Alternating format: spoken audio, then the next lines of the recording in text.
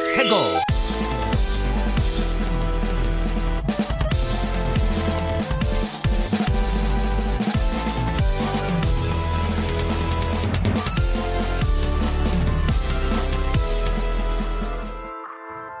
Hello and welcome to another episode of Ferret 64 with me, your host, Yemmy the Ferret, aka Yemmy. Ferret 64 is, of course, the podcast about video game news, occurrences, first impressions, reviews, so much more.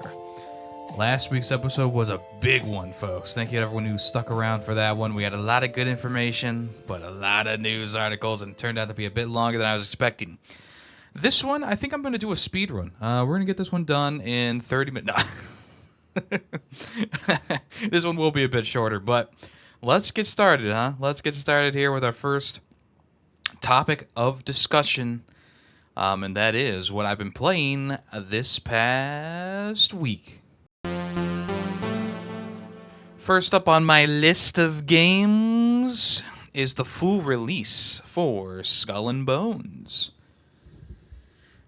I played the beta, if you didn't know from the last episode, I played the beta, and I had fun with it, and I was really enjoying it, and the aspect of working with people to plunder things and helping them out when they're in need or in trouble, I really started to fall in love with that concept, and I thought that it was, going to be a really fun time for the full release.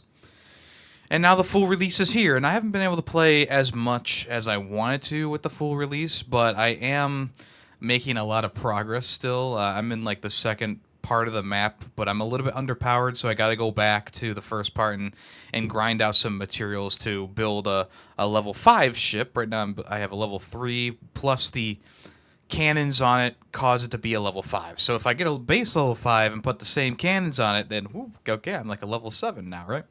And that's kind of how the game works in general, is you build your ship. Let's say it's a level 1 ship, and it has X amount of places to put weapons, and it has X amount of pieces of furniture you can put on it, and all of them, I think, have one hull piece, right? Plus all the fixins with the cosmetics. So, on the level 1, you might have 2 cannons, one for each side of the ship, and then you have a front-facing cannon, which is probably going to be like a long gun or a torpedo gun or something like that. So now your level 1 goes from being a level 1 ship with nothing on it to a level like 2 or 3, depending on how rare your cannons are. And it's the same concept as something like Destiny, or I think even like the Suicide Squad game has the same thing, where it's like the item rarity kind of adds to your overall level, and that causes your ship to be better in general.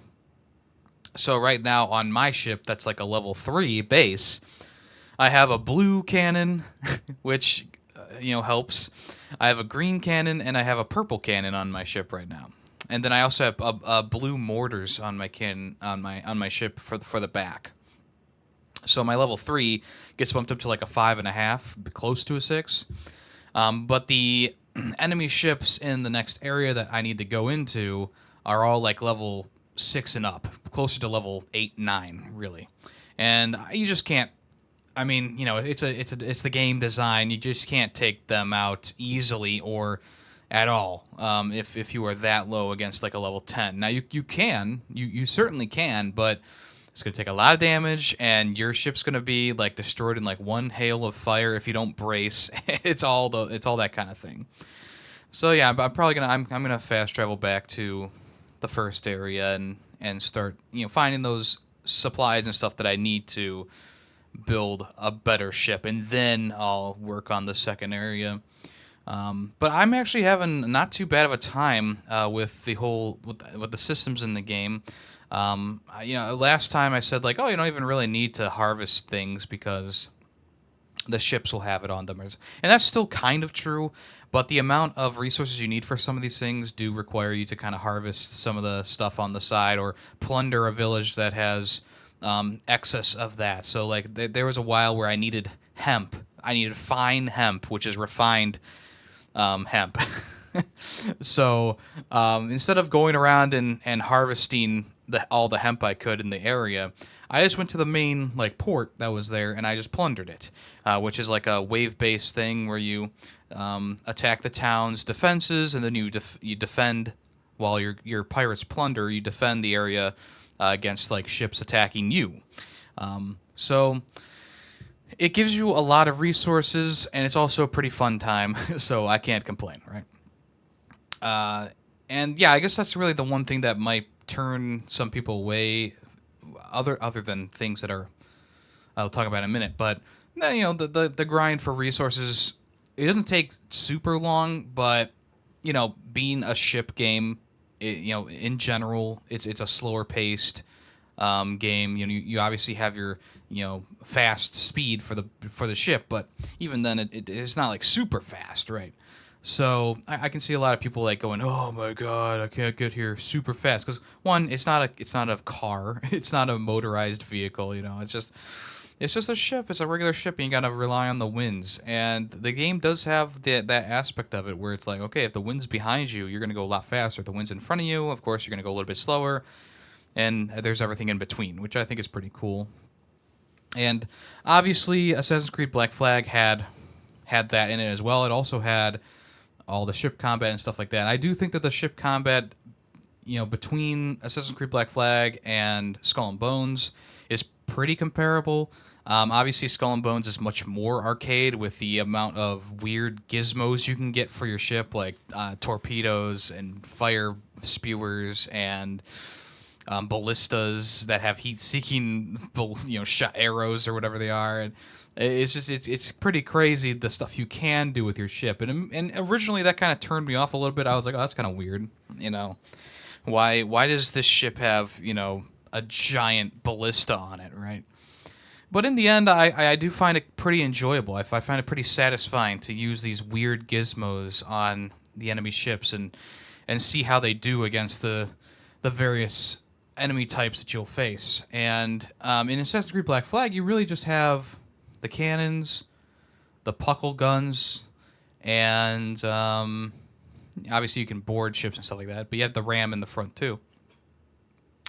So Skull and Bones does have a bit more going on with the ship battling because that's the only thing that's in the game, right? There's no on-foot combat. And that's also another place where people are a bit miffed. There's no on-foot combat for the game. Not even in areas that you're on land and just walking around. There's just nothing like that, which does eliminate a large portion of the pirate experience.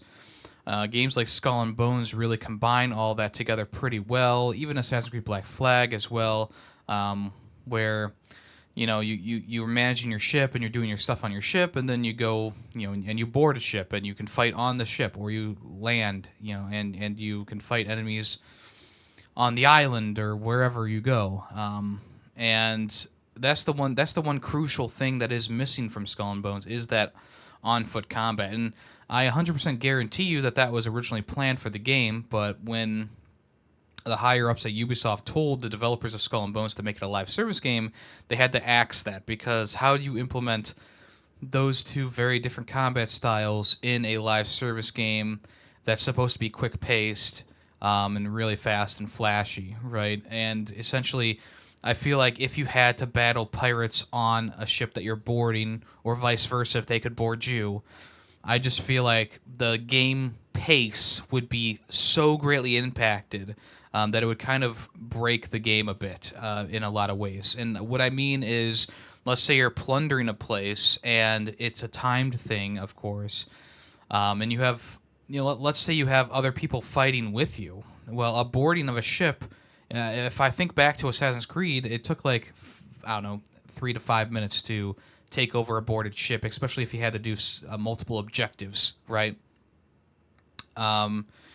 And in Skull and Bones, it's like a quick, 1 second little cutscene. You can even skip the cutscene if you want to. It's like a 5 second cutscene, and then you get back into the action. I can just see someone getting stuck doing one of those, doing a shipboarding thing, and then the other person that you're with having to do all the work outside of that, or maybe even your ship is there and you're taking over this thing, and I mean the entire game has to pause around you or whatever. That's not going to work very well in a live service. environment. And don't get me wrong, like I'm not into live service games almost at all. I think Skull and Bones is like the first live service game that I've sunk more than 10 hours into since like Destiny 2, you know? And even then, like Destiny 2, I played through the game like 3 times, one with each class type. And I was like, yep, I'm done. I don't feel like doing anything else, right? With Skull and Bones, at least it is a large enough experience that I don't think I'm gonna feel the need to replay the game from ground zero after all is said and done. Um, so there you go. So there's a lot of like cool things in the world. Like there's the events that happen. Like there's like a heavily fortified trade route or something like that they need to take down with others, or there's a boss ship that is in the area that you can take down. These are like random events that respawn every so often.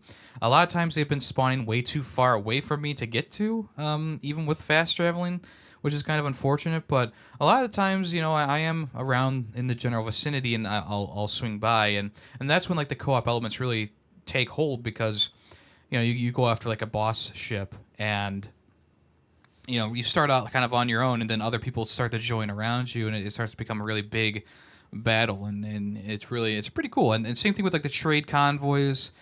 Taking those out with another person is pretty cool. You know, just working together with them to take out the ships and then take the treasure. You know, it's just one of those things. It's like I'm really enjoying that aspect of it. Like I'll just be plundering an area, and you know whether I'm having trouble or not doesn't matter. Another person will swing by and be like, "Hey, I'm going to help out with this plunder," and you shoot off your fireworks, and they shoot off theirs, and it's just it's a fun exchange. You know, it's very basic, but it's a very fun exchange. And you know, a lot of times in the open world when I'm just sailing around, I'll just kind of sail next to another person for a minute, help them out with whatever they're doing, and then move on and do my own thing. You know, it's just one of those things that it's very co-op friendly, but it's not 100% you need to do co-op, right? And I haven't really run into a problem where it's like, oh, another person already plundered this area, I can't do that, and I need to do that. I haven't really run into that at all. Um, Most of the time, I feel like the players are kind of spaced out enough that like you know you won't really run into a problem of that um, often, right? So other than I talked a lot about the beta, and that kind of involves most of the basic stuff of the game. And to kind of go a little bit more deeper into the game a little bit, essentially there is two kind of main quests you're going for, right? There's the main storyline, which is like you're rising up as a pirate, you're getting better supplies, you're fighting bigger and badder ships. And then there's the other quest, which is like the underground trade system, like the black market or whatever you want to call it. And essentially, if you have like sugarcane or poppy or something like that on your ship, other NPC pirates will try and attack you. You know, every so often they'll just be their ships will be around, and you have to defend against them, or maybe try and slip past them unnoticed, right, while you try to get to your next destination, which is pretty cool. I like that idea of like, hey, these rare resources that you need to trade. You know, they give you some heat from the other pirates because they're worth a lot of money. They make this like moonshine or whatever, this like white rum or whatever it's called.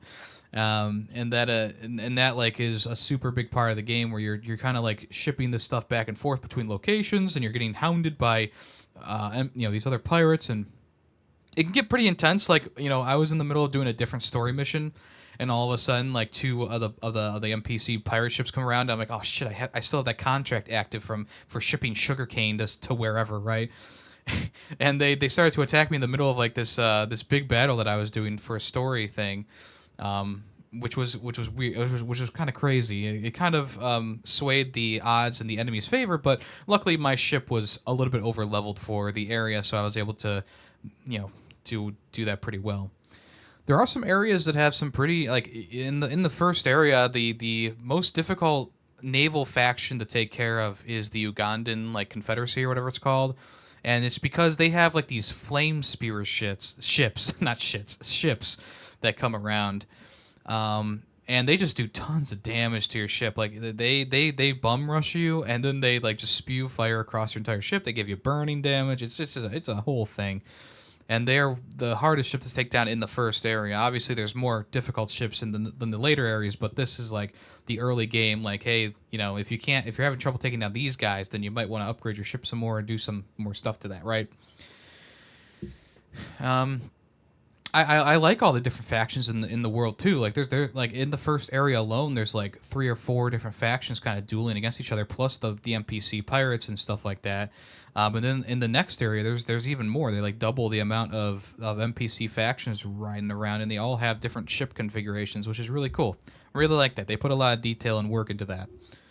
The other thing that I really enjoy is just the open air of riding in your boat, your ship. Like going from one place to another can be really enthralling just on a visual side of things. Like people want to crap on this game and say that the visuals don't look that great.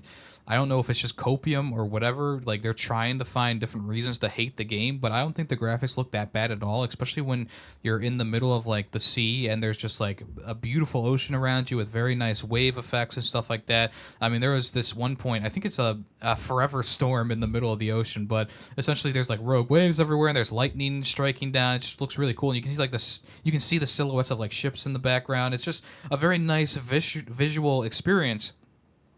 Like I understand like talking like some NPCs don't look amazing in terms of like their graphical fidelity, right? I think there's some areas of the game that could be worked out, like the trees if you get close to them don't look amazing.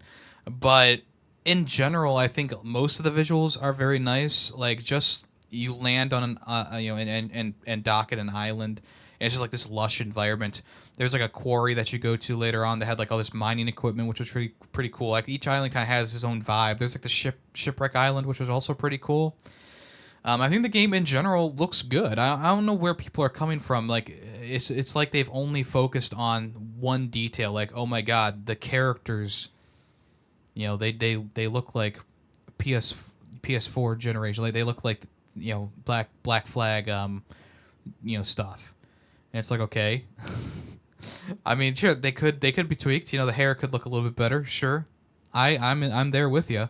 But in general, I don't think this game looks bad. I think it looks pretty good in general. Like encompassing everything overall from your ship and how that looks and how the decorations look on your ship to the ocean to the islands in the distance to the boats in the distance to the storms and the whatever. Like everything looks generally good. Like I don't know why people are totally crapping on the game for like the graphical stuff. It doesn't make sense to me. Like one aspect of the graphics, the character, like the look of the characters maybe doesn't look amazing, but other than that, it's like, yeah, it looks good. I mean, what do you want me to say? I feel like I'm the lone soldier in the sea of enemies right now because like I'm genuinely enjoying the game. Like you log on to Twitter or you even talk in Facebook.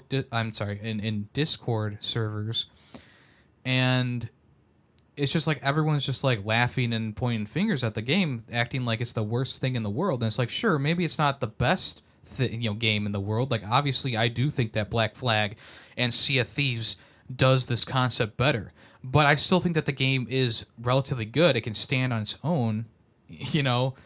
Say what you want about the live service elements and whatever, it still stands on. I think that the game stands on its own. It's pretty dang fun to play, right? So, yeah, I know that there's a lot of people who came into this game with major expectations. A lot of people forget that the development for the game was restarted like 3 times over the past 8 years or whatever. People don't factor that in. They go, oh, this game was in development for 8 years and this is what we got. Well, the game was restarted like 3 times, so I don't know what you want. I don't know what you're expecting, but it's like, yeah, the game was restarted. Like, of course, it's not the same game that it was billed as when it first was revealed at E3 2014 or whatever, right?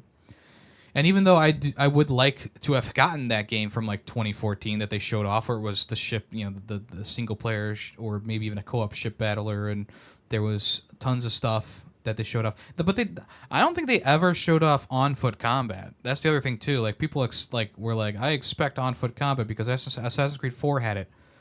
I don't know if you guys don't know this or not, but this game is not called Assassin's Creed Black Flag. It's called Skull and Bones. I don't think they ever showed on-foot combat. Maybe they talked about it. I can't remember, but it's one of those things. It's like, okay, we got to manage our expectations a little bit here. Like they never, like since they started to re-reveal the game, they've never talked about on-foot combat. You can't be surprised when there's no on-foot combat after the 3 or 4 years of them talking about the new iteration of the game, right? It's kind of crazy. And that's the other thing too. Like, I'm not gonna start hating the game because other people hate it. I think my opinion is my opinion, and that's all that really matters to me personally.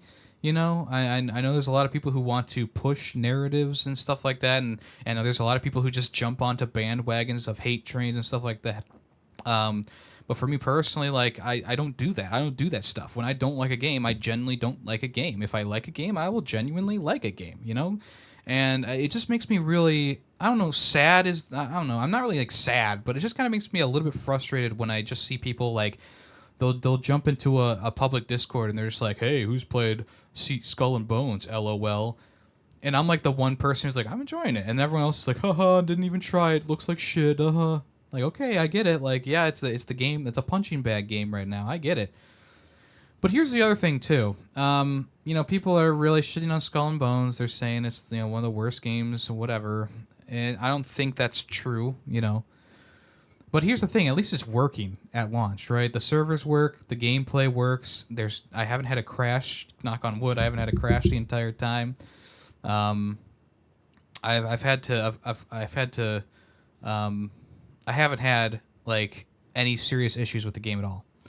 Turning it around to Helldivers 2, which everyone is loving, giving it 10s out of 10s and stuff like that. And I go, well, when I played it, I had tons of glitches, tons of crashes, lots of lag, poor performance all around. Why isn't Helldivers 2 getting as much crap? Or maybe a little bit less? I mean, I don't think it deserves, I mean, I don't know. I don't know. Maybe it doesn't deserve anything, but that's the thing I'm saying. Like, this is such a... It's such an odd, like, two sides of a coin here. Like, why is one game getting so much praise while also being in such a state that it's hardly playable in the first week of launch? The other game comes out perfectly fine with no issues like that, but it's getting the brunt of the hate train right now. Doesn't make any sense. I don't think Helldivers 2 or Skull and Bones deserve any hate, in my opinion, okay? But it's just a weird thing to look at. It's a weird thing to look at, And the opposite side of that, it's like, okay, everyone else is giving this game such high praises. Why am I the lone person going, hey, I don't really like the game. I returned it. I didn't like it. Like, am I weird? Am I out there? I don't know. But I stand by my opinions, and I don't bend and break simply because other people like the game. That is my main thing here. Like, just because other people are giving Helldivers 2 a 10 out of 10 does not mean me, as a single individual who didn't enjoy my time with it for multiple reasons, not just the crashing and glitching, but there was also gameplay stuff that I didn't like at all. I will stand by my convictions. And same thing with Skull and Bones. I'm enjoying the game. Do I think that it's a 10 out of 10? No, I don't think it's a 10 out of 10. I mean, right now I'm simmering kind of between a 3.5 and a 4, obviously. But I don't think it deserves like any of the hate that it's getting. I think that people are just kind of writing it off because they've heard from whoever that the game is bad, and they're just going to stick with that, and they're not going to change their opinions at all. Or maybe they played the beta and they only got to the section where you're in the fishing boat, and they're like, oh, this is shit. They don't get to the stuff that's actually cool, the pirate stuff. They stop at the point where it's like, oh, I'm just riding the ship around in this small area, this little fishing boat, this little dhow. Why even go any farther, right? It just frustrates me a little bit. I try not to let it get under my skin, obviously, because everyone has different opinions. But it's when people start saying, like, oh, you should like Helldivers 2 because everyone's saying it's a 10 out of 10. I don't care what everyone else is saying. I only care about what my opinions and what I'm feeling, okay? So just because people are hating on Skull and Bones does not mean that I will hate on Skull and Bones. Just because people love Helldivers 2 does not mean I will love Helldivers 2, okay? And that's just the facts. And that's why I am my own person, and that's why I have a podcast, Ferris64 here, because I spread my opinions, not other people's opinions. These are my opinions, and if they're opposite of what the majority is, that's okay, because everyone should be different. Everyone should form their own opinions and not just follow what everyone else says. And that's that. All right, let's move on. Oops, maybe it went a bit too far there. Mario vs. Donkey Kong. This is a remake of a Game Boy Advance game. It's been a really fun time. Um, it's got the co-op mode added into there now, which is completely new for the game, which they did not stress enough during like the little trailers that they had. I feel like this is like the big thing that should hook people is like, hey, you can play this game co-op, and it's a little bit different when you do it co-op, right? But they didn't really focus on anything like that, which is kind of weird to me. They kind of just said like, hey, here's Mario versus Donkey Kong. It's got it's got the best, it's got the best graphics we can offer, and we kept the core game design intact, and here you go. So a lot of people are going like, oh, what's new about it? Usually there's a new hook. Usually there's a new thing, and people don't know that, yeah, there's co-op in it. So what's the difference between co-op and single-player mode? In single-player mode, I don't believe that there are silver keys that you need to unlock the door first with, and then the gold key. I believe it's just the gold key. And you can correct me if I'm wrong, but I did watch a couple videos of some people playing solo, and the levels that I saw did not have silver keys, where in co-op, you have to grab the silver key and the gold key. And the silver key just follows you around like a little butterfly. But the gold key is the one that you have to pick up and actually bring to the door. Like you actually have to physically pick it up and bring it. So I think that's the main difference, is it just adds an extra step there. But the co-op elements also do change the levels drastically, because instead of being just Mario and having to press all the buttons and having to collect all the stuff and having to go around all the enemies, you can now divvy up the workload a little bit. One person can stay by where like the buttons are there and press the buttons when needed, and the other person can do the platforming, and they can grab the key and they can get to the door, right, or get to the Mario Mini. Which is cool, which is actually pretty fun. It's actually a lot of fun, and there's a lot of levels that feel like they are perfectly fine with just co-op, right? Sometimes I think about it and I go, how would I do this solo, right? Like even without the silver key in there, how would this work solo? So I do think that the co-op mode is a bit easier than the single player mode. Obviously, not only do you have two people to work with, but if one person gets knocked out, they can swing by and revive without having to restart the entire level, which is nice. The game is very much geared towards a younger audience, so don't think that the single player mode is like super difficult or anything. It's still pretty easy, all things considered. But that's the joy of the Mario versus Donkey Kong game, and the minis games in general, is they're more like a puzzle game. And the one reason why I really liked Mario vs. Donkey Kong back in the day was because it was different from the usual Mario stuff that we were getting. It wasn't a 3D platformer, it wasn't a 2D platformer. It was like a puzzle platformer.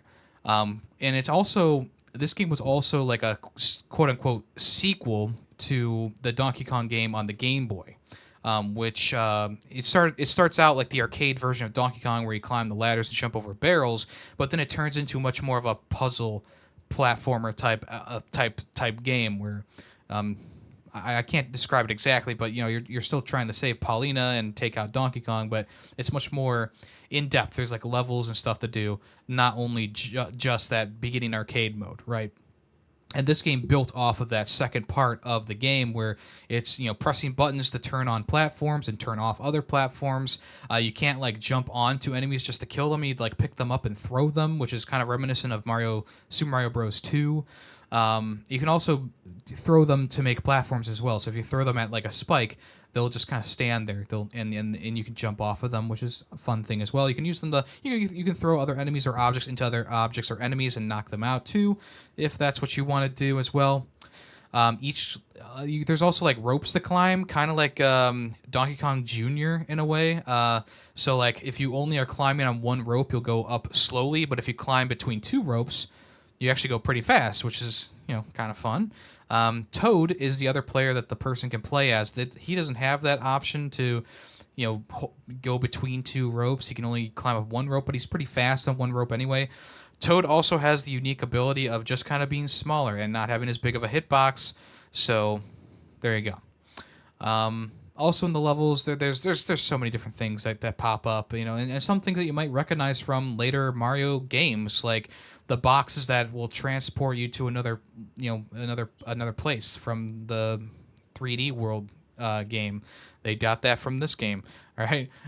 There's Yeah, there's plenty of different things in this game that's pretty fun. There's some really fun game mechanics as well. Like some like later on, there's like a spooky mansion world, I guess you could call it. There's like 6 levels in each world, and then like two side levels. One of them you lead the mini Mario's to the toy box while collecting the words the letters TOY for toy, which is fine. And then there's the boss fight against Donkey Kong, and he can do some pretty cool things. So anyway, going back to the spooky mansion world, sometimes like there's these ghosts these shy guy ghosts that are like different colors. And if you press the certain color button, they'll turn into from ghosts into blocks that you can jump on, which is pretty cool. I like that idea. I think this game has a lot of fun concepts. It's a bit slow. It's obviously geared towards kids, but it's still a lot of fun to play, even if you're an adult. I don't think that this game is solely like designed to just be a kids game. I mean, this could also be a chill adult game as well. I don't see any problems with that. But yeah, the game does fly by a little bit at times because it's like, okay, we did everything, we got through this level pretty quickly because. In general, it's not like a super challenging game. It's just kind of like okay, it's just a fun puzzle kind of game. It doesn't like do anything too crazy. There are some levels that can be a little bit more challenging here or there, but most of the time it's a fine sailing kind of time. And yeah, on top of it all, like the music is actually really good in the game. I believe they re-recorded all the tracks for the game with a full band. There's like it's very fun. The soundtrack is very fun. If you haven't listened to the soundtrack, at least listen to the. I mean, if you don't want to play the game, you can at least listen to the soundtrack and find a lot of enjoyment in that. I feel like the soundtrack is just really a bop. Like it just hits on all the right cylinders on all these different worlds. The first world obviously has my favorite songs, but the rest of the worlds are also very good as well. Right now we're on world 8, and I believe there's 10 or 11 worlds in the game, so we're almost there. It's not like the longest game ever. I think this game definitely should have. I mean, it's $50. I think it definitely should have been more like 40. But I think that for $50, I'm still having a lot of fun with it. It's not like I'm not having fun with it. I mean, whatever.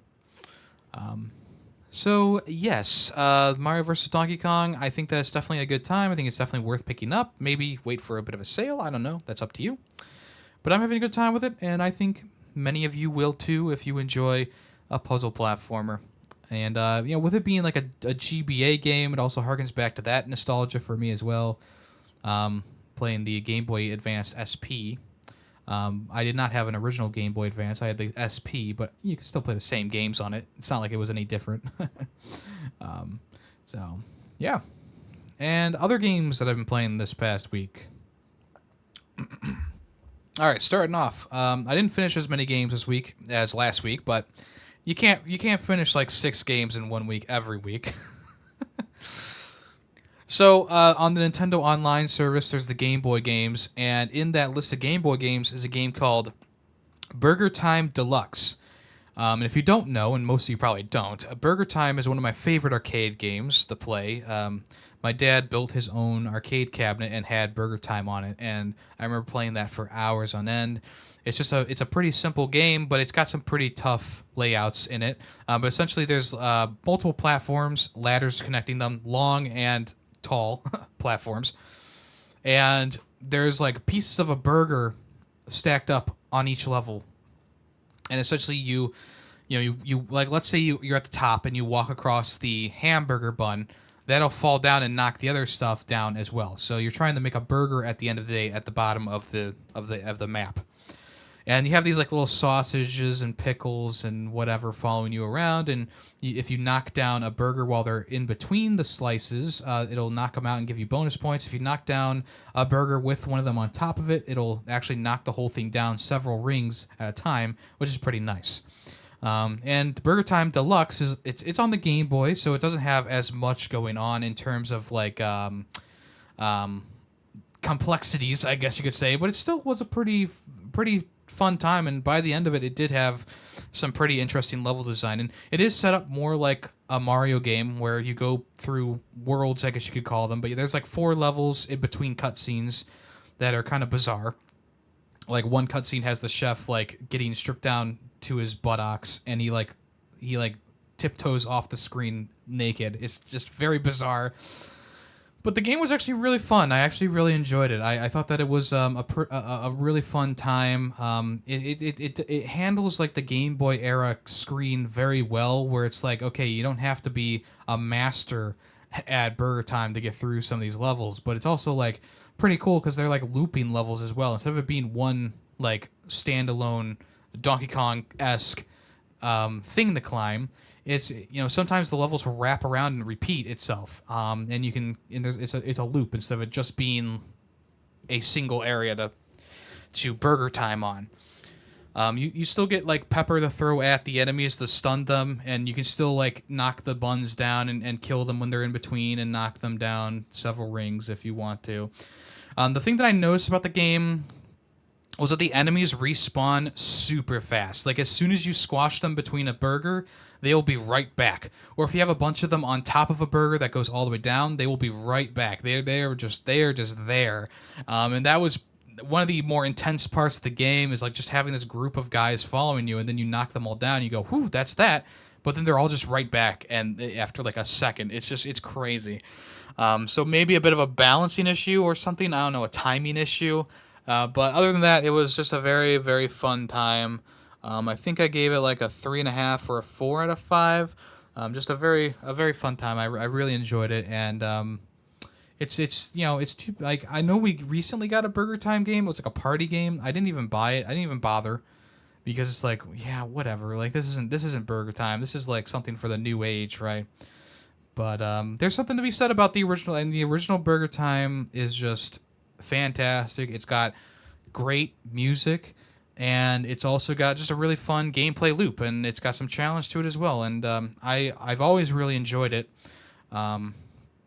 It's just Burger Time has always been a fun time. So if you haven't yet, I would definitely recommend playing the Burger Time Deluxe game on the NSO service. If you have that, it's for the original Game Boy, so everyone will have access to it if you have Nintendo Online. So I definitely recommend trying it out at least. I don't think it's going to tickle everyone's pickle, but I thought it was a relatively good time, and it was a quick enough playthrough. I think it was like a 3-hour playthrough or less, probably more like 2 hours really, which was fun. It was a fun time. On stream, we finished Lego Indiana Jones: The Original Adventures. This game covers the first 3 movies in the game. I'm sorry, in the universe, in the cinematic universe. And really the only 3 movies that really matter in general. It was a real mixed bag in a lot of ways. The game just definitely was not great in a lot of areas. I think that because it was the 3rd game in the Lego, licensed movie title era, I think they had a lot of trouble coming up with new ideas for the Indiana Jones themes. Because in Lego Star Wars, there's like, you got droids, you got Jedi, you got regular shooting people, you got all these different characters with different abilities and stuff like that. And in Indiana Jones, there just really isn't that variety. Like each character kind of is the character for the entire game, and there's really not a lot of variety in it at all. Indiana Jones has a whip, and that's his base thing. But he can also any character can pick up a shovel, a wrench, or anything else in the game and use it. So there's not like a specific character that only has a shovel or whatever. Every character can pick up a shovel if there's a shovel in the level. It's just one of those things. It's like it doesn't have a lot of variety. Like each movie kind of just centers around the same 2 or 3 characters. There's really not variety in there either. Like the second game was literally just Indiana Jones and Willie the entire time, plus Short Round every so often, right? And Short Round was one of the most unique characters in the game. He's small. He can get through like the little doors. That was like the most unique thing of the game, which is of course what Anakin and smaller characters can do in Star Wars, the Star Wars game. But it's just one of those things where it's like, it definitely needed more variety in there. The levels that had vehicles were just janky. It wasn't like the Star Wars levels that were designed around the vehicles. It was just like, hey, here's a vehicle in a Lego level, and that was it. So I really feel like this one doesn't hit the mark in a lot of places. This was actually my first time playing this one fully. I played the demo on Xbox 360 back in the day, but I never played the entire game. So It's one of those things it's a bit disappointing. The boss fights are abysmal. It's just like, it's kind of a slog to get through at times. It's in terms of Lego games, this one like could use that remake, read the remake thing, like they did with Star Wars: The Complete Saga. Now it's the Skywalker Saga. Like, even though I don't like what they did with the Skywalker Saga, I think that, in terms of games that need a remake, I feel like Lego Indiana Jones, they could do so much better with the concept now than what they did back then, and they could also combine the other movies into it as well and just make it the whole adventure kind of thing. I don't know what they're gonna do, but that is my idea.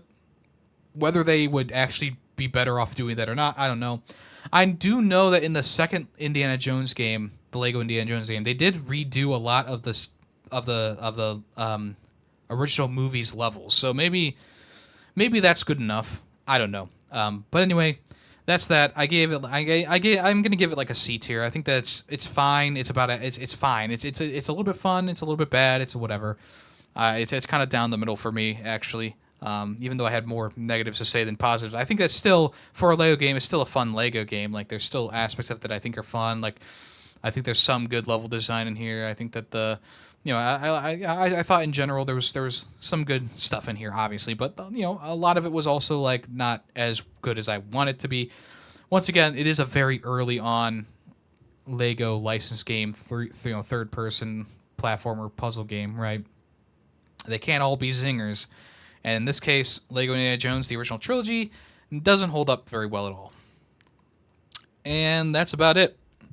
Other than I played and finished a game called 100 Ninja Cats, which is another hidden object game. Yep, I know what you're saying. Oh, yeah, we played another free hidden object game. What a sucker. Yeah, I get it. This one wasn't that good. 100 Ninja Cats, I like the idea of the cats being ninjas, but it was just way too easy. A lot of these hidden object games have a lot of easy cats to find, and then there's some ones that you need to like really search for. This one didn't have anything like that. I got through the whole thing in like 5 minutes, not even, and I was a bit disappointed by that. So, if you're looking to play a hidden object game, 100 Ninja Cats, it ain't it. But if you want some really easy achievements and a really easy 100%, well, yeah, check it out. It's like a 5-minute 100% on Steam. What are you gonna do? All right, let's move on to the next part of the show, which is what's in the news. Okay, Phil Spencer and the gang were on their Xbox podcast, and they talked about the future of Xbox. It's been a hot topic for several weeks. Lots of rumors floating around, lots of stuff floating around. And in the end, what did we learn from this conference? Or this podcast, I want to say. This podcast. I think in general, there was a lot of information that probably will not 100% quell the fears of Xbox fans, but should help ease them, I guess, a little bit. There are some things that they said in here, and you got to read in between the lines a little bit, that could be a bit concerning if you're a person who's like an Xbox purist. But I think in general, they're going a good direction, I would say. So as we already know, 4 games are coming to other consoles. They already Phil Spencer was like, not Starfield or Indiana Jones, but also he didn't say that they were stopping at the 4 games. He said right now it's 4 games or whatever he said exactly. But he said like right now it's 4 games. He's not going to reveal the 4 games yet, so you can only speculate what the other games are. Pretty sure that's going to be Skull and Bones and Grounded are 2 of the games that they're going to be coming out. Skull and Bones has done some teasing on that side of things for like a week now. So we can almost 100% guarantee that Sea of Thieves. I'm sorry, did I say Skull and Bones? Sea of Thieves is the one that seems to be coming to all platforms, 100% confirmed. The other games have not been confirmed yet, but people are speculating that it's Hi-Fi Rush, Pentiment, and Grounded are the other 3 games, and we don't know for sure yet until they're officially announced. But that's what's going around right now. Xbox doesn't have plans to change their exclusive strategy, but it seems like if we listen to what they're saying, it seems like they are thinking about these other games that go multi-platform and make tons and tons of more money. They reference Roblox, they reference Fortnite, these games that are massive multi-platform titles that just kind of just make money, essentially. So the team is excited to learn from these other multi-platform titles, and they're testing the waters with whatever 4 games they're going to be releasing on Nintendo Switch and PlayStation, essentially, right? And I think that when after they see how they do and whatever, they'll start adding more games to other platforms as well. They confirmed that they will not be putting Game Pass on other platforms. It's going to be an Xbox exclusive thing, at least for right now. They do not plan to leave the console market. They even said that the next Xbox is going to be the largest technical leap ever in next-gen hardware, which is exactly what PlayStation and Xbox said about PS5 and Xbox Series S and X, respectively. So we'll see how that works out. And they said they'll have some news for it in the holiday 2024, which is like, around like October, November, December, right? So they also confirmed that Diablo 4 is the first Activision Blizzard game coming to Xbox Game Pass. That's coming soon. People who have been playing Diablo 4 say that, hey, it's a rough time to get into it, but, welcome in, I guess. And, yeah, I think that, like, a lot of this is, like, you got to kind of listen and read and, like, listen between what they're saying, right? Because on one hand, they're saying, oh, there's only going to be 4 games coming to the service. But then almost a few lines after that, Phil Spencer is talking about how, multi-platform titles are good for the developers and good for the studios that put them out. So it's like, okay, so on one hand, he's saying we will never put more than 4 games on other consoles. And then they're like, but these other games are doing so well. I almost feel like it was like partially like a, hey, this is how, this is how good it could do for like people who are like, Xbox should be only Xbox, right? On the one hand, they're like, yeah, it's only going to be 4 games, guys. Don't worry. But yeah, so, you can watch the presentation yourself if you so desire. It's like a 20-minute podcast. It's not super interesting. There's an entire section that you can literally skip as well. But when I was watching this, I was very much like, oh, they're definitely like hardcore, maybe not hardcore, but they're definitely planning on bringing more games over. Like, it's not going to stop at the 4 games, I don't think. Maybe they'll keep the core Xbox, like, big IPs on the Xbox, like your Halos, your Gears of War, Starfield, Indiana Jones, etc. But it seems like other games, like maybe Avowed or Era, there's so many other games that could come to other systems that are under the Xbox IP right now, or Xbox Studios right now, that I could definitely see that. And I think with them purchasing Activision Blizzard, it just, the writing is pretty much on the wall here. Like, with that kind of studio under your belt that has so many games on other platforms, it would be really difficult to not see how feasible it would be to keep their games on those platforms. With Bethesda, they have a lot of single IP games. Like, they have the Dishonored series, they have the Wolfenstein series, they have, the Elder Scrolls, right? And those have been multi-platform. And I think they tested the waters with Redfall and with Starfield, and they realized, like, yeah, this is probably not going to sustain us. With all the money that we put into these other studios to buy them, they probably have internal discussions where it's like, Starfield was on Game Pass. We didn't get that many more subscribers to Game Pass just for Starfield. And also, the sales for Starfield physically were not that great. What can we do? And then, of course, Redfall was a huge bust. Like, that got, like, worst game of the year hype for a very long time before other things came out, of course. But, yeah, so like I said, you just kind of gotta listen and be like, yeah, they're saying one thing, but then the next line they're like just on a different track, and it's like, that's kind of weird. Like, at one point they mentioned like cross-platform, cross-saves, and it sounded like it was supposed to be only between like Xbox and PC, but then they started talking about Roblox and Fortnite and whatever. Like, oh, these other games have cross-play and cross-platform ability, and Yeah, it's like, okay, so what? We making Sea of Thieves cross-platform? Then okay, are we making Grounded? Okay, it's one of those things. It's like, okay, we gotta really. You can't just be on the surface level with how these people talk. You gotta kind of listen in between, right, in between the lines. So that's that. And then the other thing that really added some fuel to the fire. Recently, there was a memo that was put out before the podcast went live on Xbox's YouTube channel. There was a memo that Phil Spencer put out, and The Verge got hold of a copy of the memo, which said, "Today at noon Pacific, we'll be posting a special episode of the official Xbox podcast. In this episode, Sarah Bond, Matt Booty, and I, Phil Spencer, will share with the community our plans for the future of Xbox. We'll also discuss how our vision will benefit our players, creators, and the industry as a whole. When we look at the state of our medium, we see players increasingly gaming on multiple devices, but their experience is defined by the fragmentation created by platform silos. Multi-device players have to navigate multiple identities, entitlement libraries, communities, wallets, and reward programs.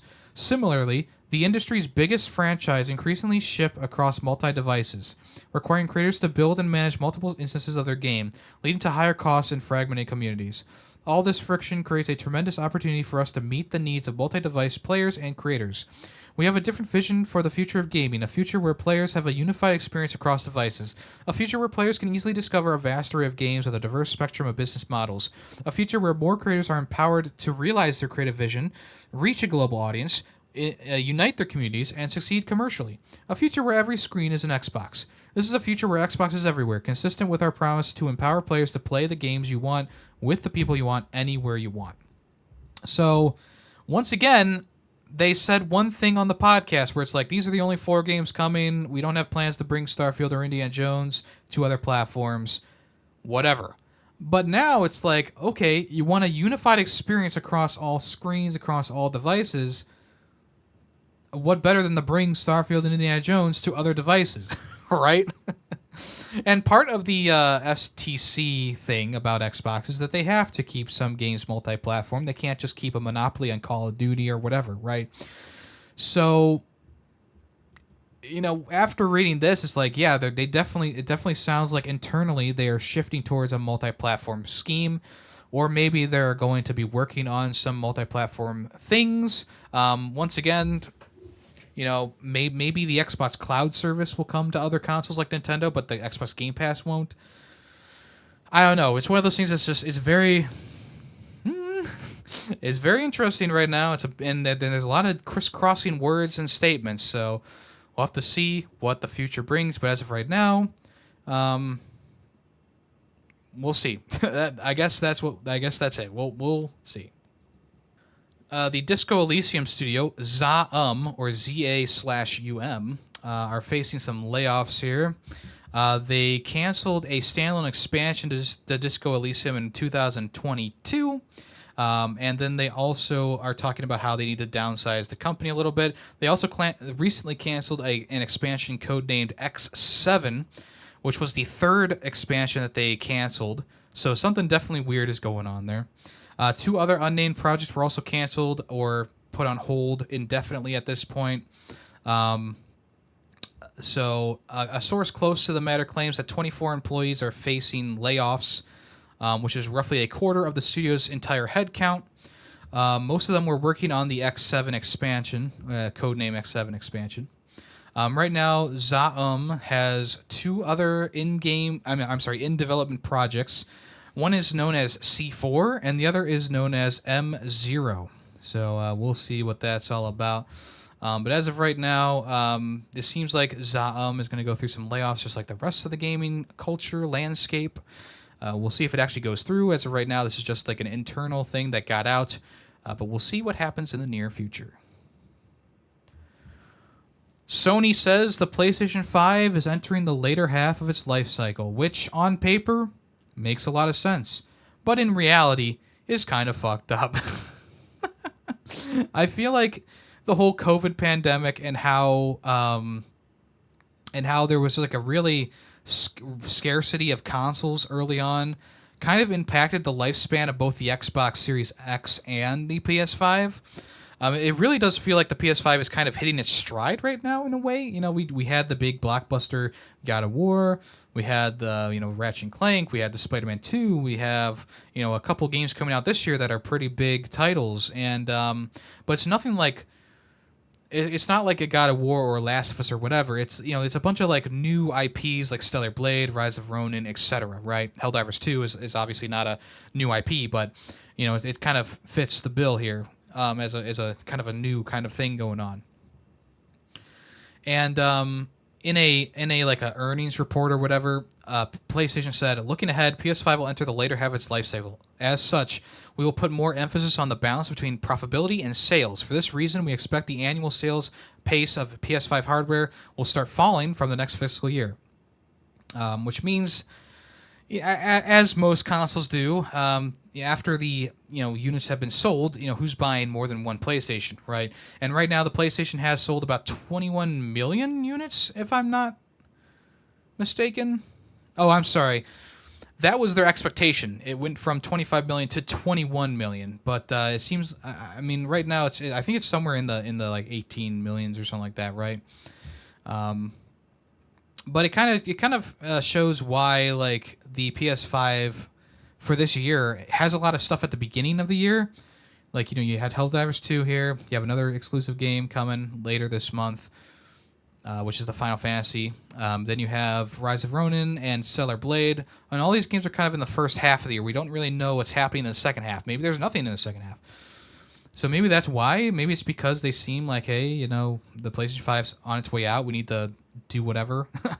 But it really does feel like I just got the PlayStation 5. It really does feel like it just started, really growing into a console of its own, right? And I think the main problem is that PlayStation couldn't let go of the PS4. And I mean, Xbox. It's funny because the Xbox really let go of the Xbox One, right? If you have an Xbox One right now, sure, you can still play it, games on it and stuff like that, but it's not the center point of Xbox, right? The PS5 never felt like the solo console for PlayStation. It's always been PS4 and PS5. That's because a lot of people still have a PS4. I mean, the PS4 was one of those great selling consoles. It sold really good. Not as good as the Switch or PS2, but it still sold really well, right? So they don't want to leave those people in the dirt. But at the same time, that console is way underpowered, so now we're getting PS5 games with PS4 versions, and the PS5 version is maybe a bit rougher because it needs to also be able to work on the PS4. There are a couple games that are exclusive to the PS5, like Ratchet and Clank Rift Apart and God of War, Ragnarok, but most of the games that come out are for both platforms. And at that point, it's like, well, if I'm a PS4 person, I don't want to spend the extra money. Why buy a PS5 to play two games? I can just play most of the lot on PS4, essentially, right? But once again, it really doesn't feel like the PS5 has been able to stand on its own legs. I mean, recently, like I said, it's gotten the hits. It's gotten a lot of stuff, and I like most of the stuff that comes out on it, right? But it never really felt like a full console cycle, and I don't think it'll ever feel like a full console cycle, even once it all gets done and done with, because of that first like 2 or so years where it was so hard to get the console. The pandemic was rampant.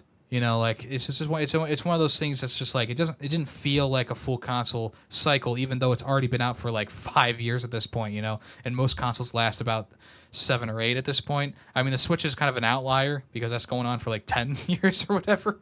So, yeah. But anyway, we'll see what happens. And as of right now, there you go. Skull and Bones has a free trial for the game that is available now. So it pretty much covers the beta for the game, where you can kind of play the first area. The only difference is that this free trial is 8 hours long instead of kind of being infinite. You know what I'm saying? So you have an 8-hour period to kind of get through the game as much as you want, and then the game save will transfer over to the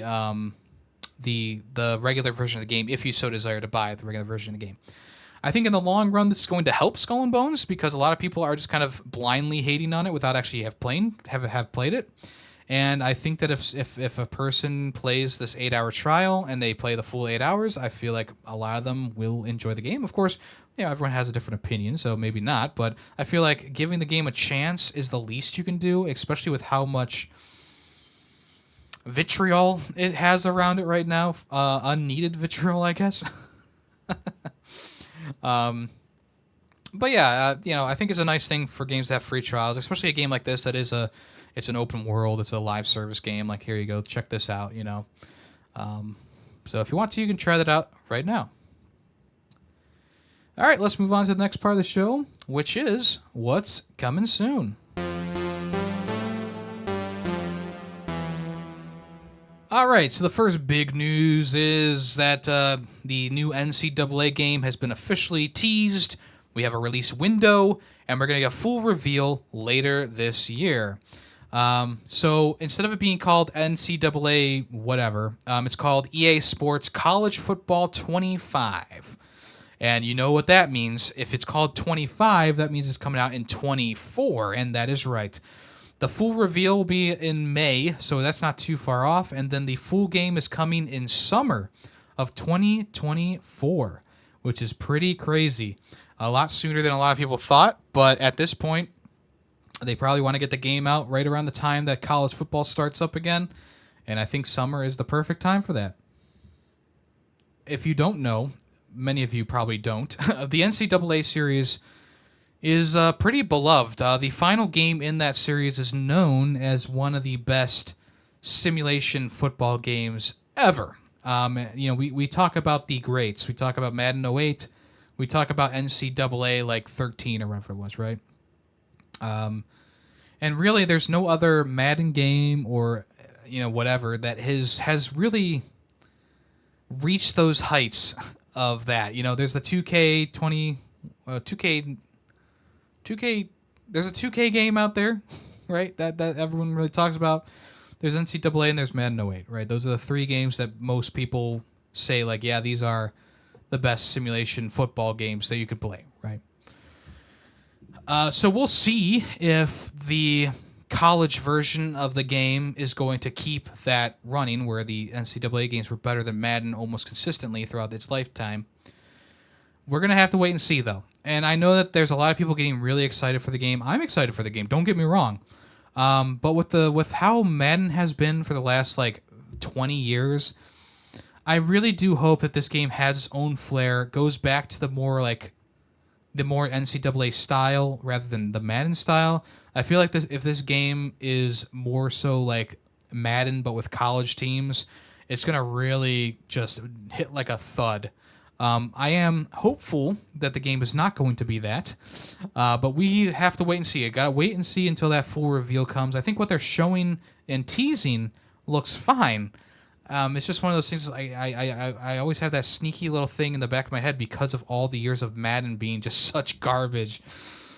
I really do hope that this is good when it comes out, and I really do hope that it feels like an old NCAA game. But unfortunately, I don't think it's gonna feel like an old NCAA game. I think it's gonna feel more like a modern Madden game, which is just I know you don't want to hear it. I know you don't want to hear it, but that's just what I'm feeling right now. But we'll see. Once again, I'm optimistic. I'm hopeful. I really do hope that this is, it's its own thing, and it runs in a similar engine to the NCAA games. I do hope that a lot. I do. I really do. So we will see, though. We will see. I thought the reveal trailer was pretty good. I thought that the teaser trailer actually is really good. I think they did a good job with that, and I do like the idea that the game is coming this year. We don't have to wait too long for that. And we'll see how it is or how it looks in May. I'm guessing they're going to do one of those kind of breakdowns for the game that they do for Madden every year, where it's like, hey, here's the new stuff, here's the stuff coming back, and hopefully it has like the same amount of stuff that the last NCAA game had, with like the create a team and the franchise modes and all that stuff.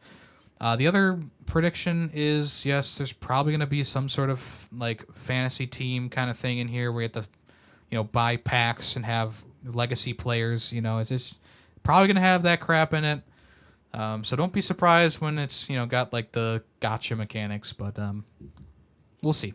I don't want to be a downer, but that's just how it's feeling at this point. But we'll see. Xbox, I'm sorry, Microsoft Flight Simulator is getting its Dune expansion. It's actually available right now. You can play the Dune expansion for free on Steam, Xbox Series S or X, and Game Pass. So essentially, what this expansion has, you'll be able to take to the cockpit of the Royal Atreides Ornithopter, which is that pretty cool looking dragonfly-like thing. There will be 3 tutorials for it and 5 time trials, along with a daring rescue mission where aviators must save their flight instructor before a massive sandstorm engulfs him. This is one of the very rare expansions that has you playing on something that isn't Earth. You'll be playing on, you'll be playing on Iraq. What the? My mind is blanking right now. Arrakis, yes. In a press release, they said, for the first time ever, Microsoft Flight Simulator is taking you beyond planet Earth into the harsh deserts of the world of Dune. The planet Arrakis. Aviators can put their courage and skills to the test in the cockpit of the Royal Atreides Ornithopter, mastering tutorials, time trials, and a daring rescue mission. So that sounds pretty cool. If you were excited for the new Dune movie, Dune Part 2, and you want some Dune in your life right now, there you go. Also, there is a contest going on the Xbox's Twitter page. One of the things you can win is a floating Xbox controller. It's essentially one of those like I don't even know how they work really, but it's like one of those floating things that with magnets or whatever, which is pretty cool.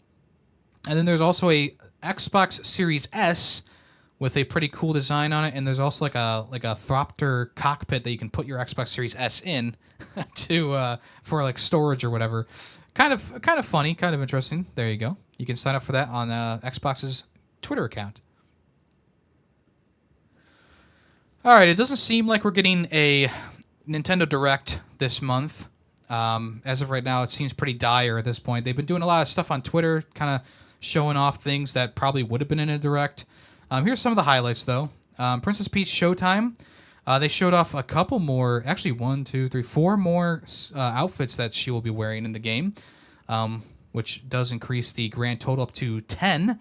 I don't know if this is the last of the different costumes or what, but we will have to wait and see, of course. So we got figure skater Peach, who can use her practice poise to take to the rink and put her foes on thin ice. Join dazzling performances filled with quick time spins and jumps. And skate around the competition to help your fellow dancers. Dashing Thief Peach. Traverse, infiltrate, and swing through this daring performance with various gadgets and sneak by the defenses of the thieves of the Sour Bunch. Embrace the thrills and charms of espionage, and then make your dramatic escape. So it sounds like Metal Gear Peach. Mermaid Peach. Being beneath the sea won't stop Peach from carrying a tune. Use her magical voice to control schools of fish and harmonize with the aquatic orchestra. Direct these friendly fish to reveal pathways and help solve problems. Pretty much the Little Mermaid. And then finally, there's Mighty Peach. Look toward the sky. It's Mighty Peach. Go from hero to superhero and defend the locals with powerful punches and superhuman strength. Fly, fling objects, and fight enemies in an action-filled spectacle in the sky and on the ground. So all these all of them look pretty fun, not gonna lie. The ice skating one was interesting, I guess. She's just kind of skating around and slamming into enemies and then twirling them around. The infiltrator or dashing thief Peach kind of looked like it was gonna be like a hacking thing at first, but it seems more so like a platformer with a grappling hook. Mermaid Peach, like I said, it kind of reminds me of I never played it, but that sequence in Kingdom Hearts where you play as the Little Mermaid or whatever and you sing kind of looks like that. You can direct fish and stuff like that. And then the Mighty Peach is exactly what it sounds like. She's very strong. She can pick up things and throw them at enemies and stuff like that. And also there's like I don't know if it's like a bullet hell thing, but you know, you're in the sky and you're fighting enemies in the sky.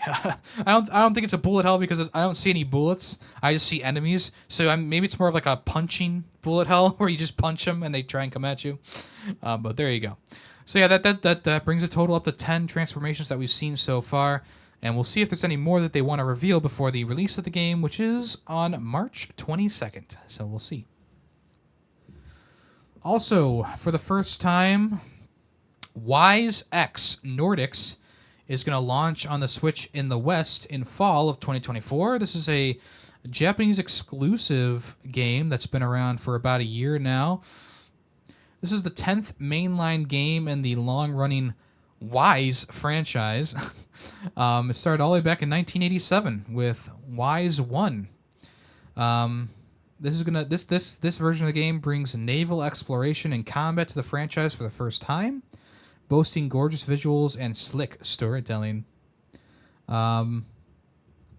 So, two heroes, one story. Bound by unexpected circumstances, the young adventurer Adel and the Norman pirate Karja must work together to determine the fate of Obelia Gulf and its people. There's a cross-action system. Swap between controlling Adel and Karja independently or together. The power of mana. Harness the unique abilities of mana to overcome challenges, grapple, and slide through dungeons, demolish obstacles, and create new pathways. What else? Sailor's Delight. The sailing ship known as the Sandris will take your exploration to new levels. Ocean travel, naval battles, and discovering uncharted islands. So I guess this has been a long time coming, or maybe not even a long time coming. I think that people in the West just kind of in general want to play this game, this series. I don't believe this is the first Wise game to come to the U.S. or to Europe, but it is the latest one that was not originally released. There will be a Japanese audio version included, along with Japanese text if you want. There's apparently also a PC version of the game coming as well. So there you go. Not too bad. There's a new Metroidvania come out called Rebel Transmute. It's a pixel art adventure where you play as a small, like, astronaut type soldier with a gun in like a Metroid kind of world, I would say. Kind of looks very Metroid inspired, of course. Not as zoomed in as like the Metroid series. Definitely has a bit of a more zoomed out look to it, but has a lot of the same powers that you might expect in a Metroidvania. Wall jumping, bombs, just lots of different stuff that you can sink your teeth into. Encounter over 80 unique enemies and 10 bosses. Discover game-changing abilities. Augment your playstyle with 48 optional upgrades. It has the game is all hand-painted pixel art, and you can also experience a personal and heartfelt story in the game as well. So yeah, it seems like it takes a lot of inspiration from both Metroid and Axiom Verge in a lot of ways. The protagonist is named Moon Mikono. So there you go. There's a lot. The trailer's pretty cool. If you want to check out the trailer, it's on John Doe Soft's YouTube channel. Check that out. A new turn-based card roguelite battler is coming out later this year called Hermetica, which it has like a medieval theme to it. It's very much like Rock of Ages, or if you've ever seen Procession of the Calvary, it's very much like that. Maybe more like a Monty Python style. You know what I'm saying? It's got some pretty goofy stuff in there. But essentially, you craft new cards with alchemy, and then you use them to battle. And it looks fairly good. I enjoy the art style of it. Kind of reminds me more so of like it's not just like using cards to battle. It's almost like Yu-Gi-Oh in a way, or Pokemon, where you summon your card to the field, and then you move them around. So it's kind of a combination between like a card battler and like a turn-based like Mario and Rabbids game or something like that. The publisher is Abolite Studios, and this game is developed by Red Mountain Studios. Here's a blurb from the press release. Travel back to darker times in this turn-based roguelite deck builder.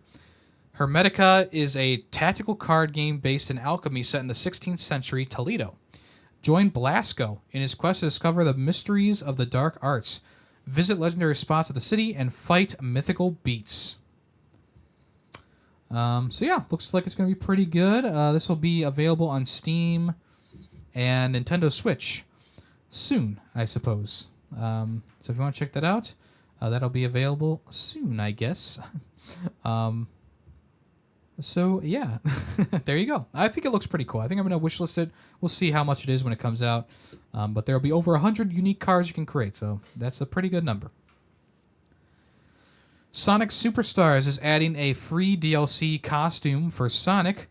You can now cosplay as Shadow. It's not Shadow, it's Sonic in a Shadow outfit. This is to celebrate the announcement for the the Sonic X Shadow Generations game coming out. The new costume will be available for free. You can play as the infamous anti-hero Shadow the Hedgehog. He doesn't have his gun or anything like that, but he's there. I think it would have been a lot more cooler to have Shadow join the game as like a fully playable character, but whatever.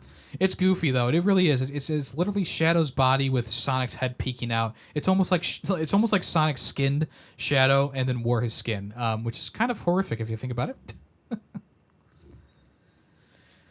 All right, the console exclusive game that I was talking about earlier is launching later this year, called Forever Skies. This is a console exclusive launch for the game. I believe it's going to be on PC as well, but it'll be only on PlayStation 5 for the first year of its life. This is a sci-fi survival game, first-person survival game.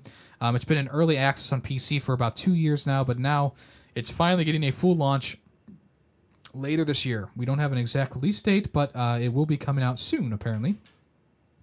The game looks like it's all about crafting defenses and large structures to be out of the toxic area below your garden and stuff like that. But you need to go to the toxic area to gather resources and stuff like that. So it's kind of it's kind of like Green Hell or even Subnautica, except on you're on land or in the air, a little bit. And it looks like it's gonna be okay. I mean, I'm not a huge fan of this genre of games, but if you're a fan of the survival crafting games, this might be one that you kind of want to check out. The main reason why I don't like the game, though, is because there's a blimp in it. Fuck blimps, am I right, folks? All right, What the Golf? This has been out for quite some time on other platforms, like PC, Nintendo Switch, etc., but now it's officially coming to PlayStation 4 and 5 on March 14th, 2024. What the Golf is pretty much anything but golf. Essentially, it's just a very wacky and goofy game. I have it on Steam, but I haven't played it yet. I really wanted to play it because it does look really fun. I really like the idea of this game. But essentially, there's over 300 levels to the game, puzzling levels to the game. I mean, they're kind of like bite-sized. They're kind of like a WarioWare type little mini game that you play for every level. So it's not like a super long golf course or anything like that. But the levels are they seem to be all pretty different from what I've seen before. So there you go. And I was very much expecting this game to come over to the PlayStation soon because of the What the Bat game on PSVR 2, which I never got around to playing. I do want to check that out too. But sounds like it's going to be pretty cool. I believe a lot of those 300 levels are also added on. There's a level based there's a couple based on Super Hot and stuff like that. So yeah, pretty cool stuff. If you want to check that out, like I said, March 14th for What the Golf on PS4 and PS5. There's a new platformer called Crimson that's coming around, and it looks quite crazy. I believe this is from the same studio that brought us Thumper. So it has that kind of crazy visual style of lots of piercing colors and screen vibrations and stuff like that, with a platforming element to it. So it looks like this is going to be a pretty hardcore platformer. It looks like it's also going to be pretty tough to look at just based on the trailer that I'm watching right now. The color scheme and all that stuff, it's very hazy almost, very brutal, I guess you could say. The visual style is just crazy. If you want to check out the trailer for this, it's on PM Studios' YouTube channel. It's going to be called Crimson. It's coming out on March 21st. So if you've never seen Thumper, it's like this hardcore rhythm game almost. The visual style is pretty clean, all things considered. This new game, it does remind me a little bit of that Thumper, every time something happens, it's a big violent screen shake and it makes a lot of noise.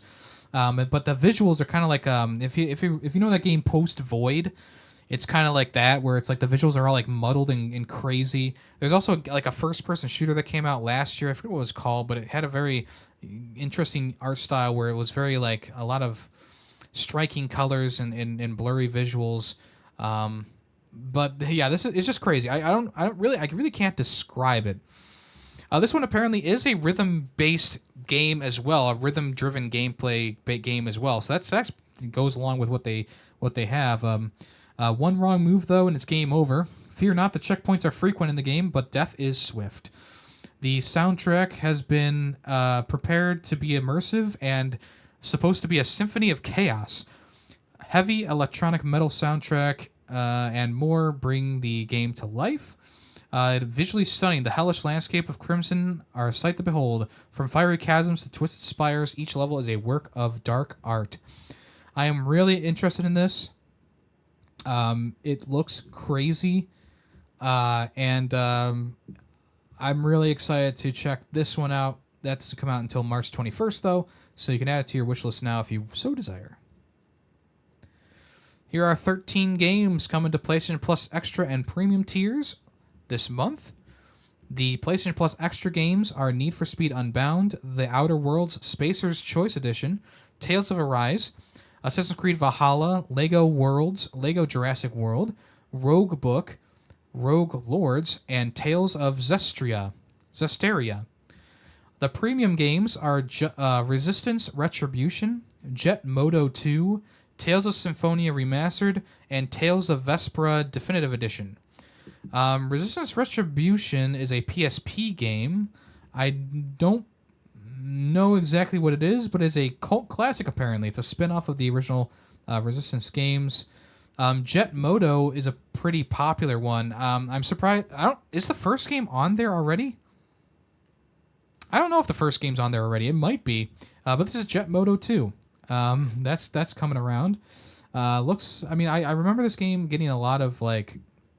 Once again, cult classic hype. I think it's like a racing game where you're on like these futuristic motorbikes or something, or jet skis. I can't remember exactly.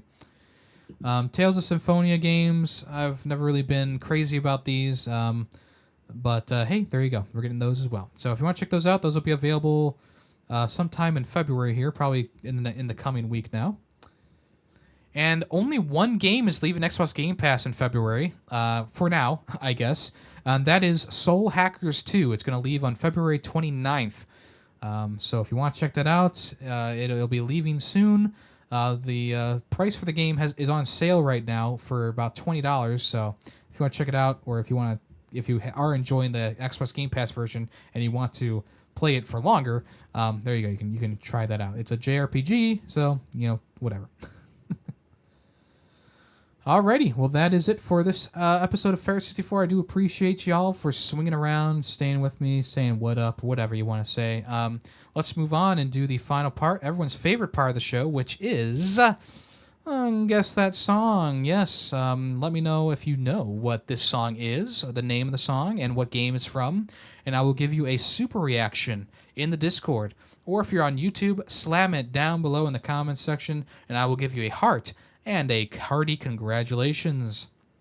Let's listen to what this week's song is right now.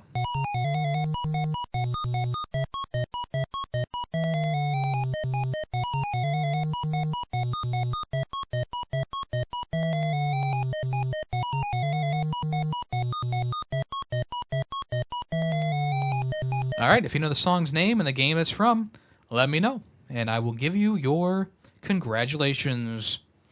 Thank you so much for listening to this episode of Ferret 64. Very much appreciate that. If you want to check me out, I also stream on Twitch Monday, Tuesday, Thursday, and Saturday. Sometimes on Wednesdays when we do the new podcast I do, which is Ferret Cafe. Every other week, there's a live podcast on Thursdays around 8 p.m. Where I just kind of chat and see how everyone is and talk about some topics. This coming one is going to be a battle, a 1v1 battle between two opposing forces to see who is the better gamer between the two of them. So check that out this week. It'll be pretty interesting or pretty fun, hopefully. I'm doing a lot of work on that. Also, I do the Film Freaks podcast, co-host on that. Recently, we talked about Fight Club with Callus, just Callus.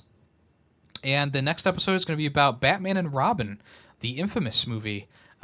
Which is from like 1997, 19 something. I can't remember exactly right now, but that episode's coming this coming week. So thank you so much, everyone, for listening to this episode. I am Yemmy the Ferret, and I'm out of here. Thank you so much. I will talk at you next week. Bye-bye. The Ferret 64 podcast is owned and edited by Yemmy the Ferret. The song Nightshade, used in the intro and outro, is owned by Adhesive Wombat. Small sound clips during the podcast were made by Yemmy the Ferret. News sources include NintendoLife.com, PushSquare.com, and PureXbox.com. All opinions video game related are my own. Thank you for listening.